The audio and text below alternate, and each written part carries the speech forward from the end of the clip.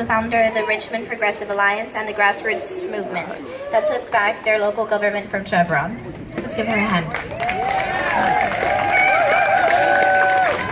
Thank you. All right. Oil money out. People power in. Oil money out. People power in. Power to the people.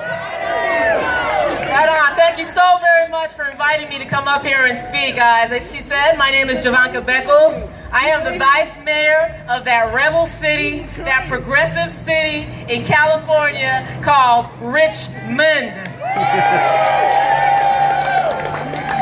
And we know what it is to have oil money out and people power in.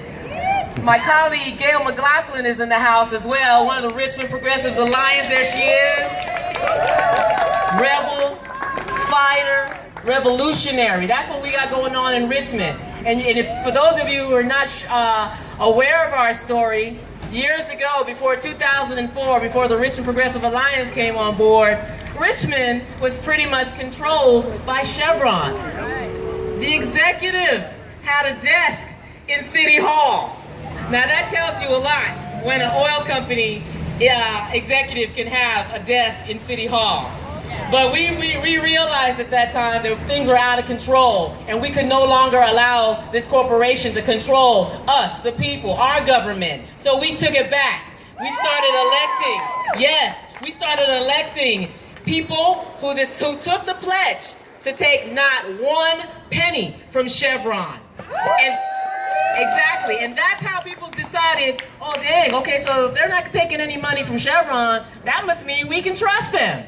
And they could trust us. They could trust us to have their back. So we have the back of the community because that's who we are beholden to. And that's the model that we were able to show in Richmond how to do that throughout the state of California and throughout the country. We can take our government back by putting people in office who are taking no money from them. That's how this works. And so I'm really proud to be able to stand up here and speak to you revolutionaries out here because you recognize that we have got to get oil money out. People power in. Oil money out. People power in. Right on. And so, Richmond, check us out. That's what we're doing. And as a result of the community being able to trust elected officials who signed the pledge not to take one dime from them, we now have a progressive majority. We don't even have a progressive majority. We have a progressive super majority for now.